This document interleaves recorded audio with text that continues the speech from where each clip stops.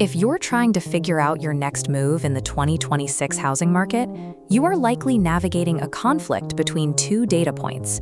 You're seeing reports that mortgage rates are stabilizing, but you're finding that actually affording a home is more difficult than it was a year ago. This friction exists because the financial floor of homeownership has reset at a higher level. The traditional guideline of spending 30% of your income on housing is now mathematically out of reach for a significant portion of the population. This chart clarifies the change. In 2019, a typical mortgage consumed 21% of income, keeping the total housing burden at 30%. By 2026, surging insurance and taxes consume nearly a quarter of the payment, pushing the total burden past 40%. Because taxes and insurance now command such a massive share of the monthly check, a slight drop in mortgage rates won't restore the affordability levels of previous years. The macroeconomy is not returning to its old equilibrium.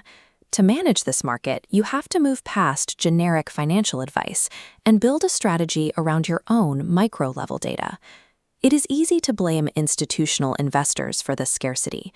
The popular narrative suggests that Wall Street hedge funds are buying up the single-family housing supply and pricing out the average family. The ownership data shows a different reality. 82.6% of single-family, over 0.5% of the national housing stock. They are a statistically small participant in the overall market.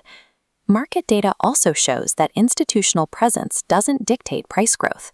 Atlanta has the highest institutional ownership in the country, yet its home prices rose 47% over 5 years, barely half the appreciation seen in Knoxville, where institutional ownership is nearly zero. Large investors tend to enter markets where prices are already rising due to existing supply shortages. They're capitalizing on municipal zoning failures rather than creating the underlying scarcity themselves. Since supply constraints are driven by local zoning and not corporate buying, waiting for a legislative ban on Wall Street won't lower your monthly payment. Because you cannot fix the housing supply, you have to use aggressive financial levers to navigate the scarcity that remains. Buying a home in 2026 involves a high-stakes negotiation over agent representation and loan structures that used to happen behind the scenes. You are now directly responsible for negotiating every dollar of the transaction cost. Following the commission changes that began in 2024, buyers now negotiate and sign written fee agreements with their agents upfront. The standard practice of a seller-paid commission is no longer a guarantee. This change gives you total clarity on what your agent costs, but creates a liquidity challenge. If a seller refuses to pay your agent's fee, you may have to pay that cost out of pocket, which can leave your cash reserves exhausted at closing. To preserve cash, you have to evaluate different ways to structure the debt.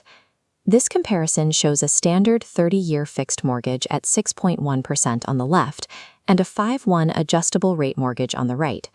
A 5/1 ARM offers a lower introductory rate for the first 5 years. This provides immediate monthly savings that can help you maintain your budget while dealing with those high secondary housing costs. However, that initial relief comes with a risk in 2031.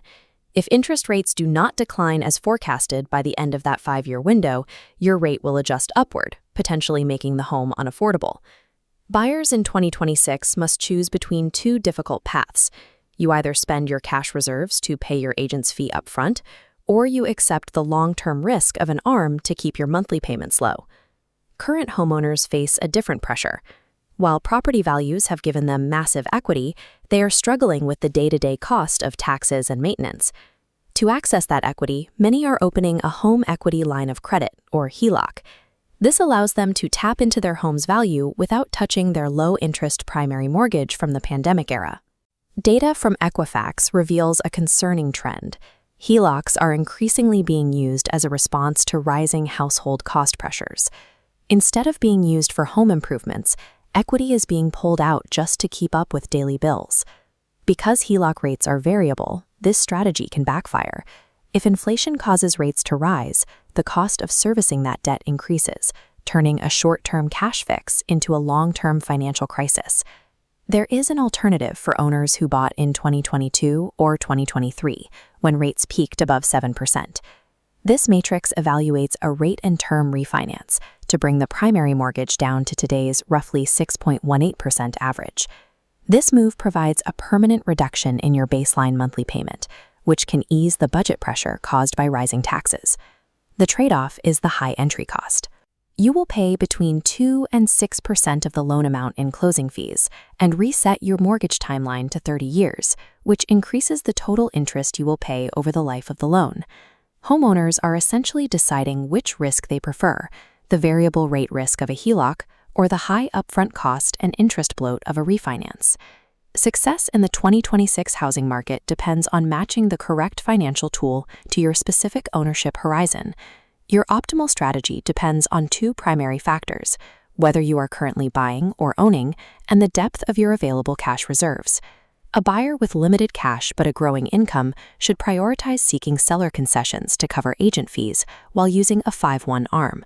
This combination minimizes the upfront cash drain and lowers the initial monthly payment while you wait for rates or income to shift.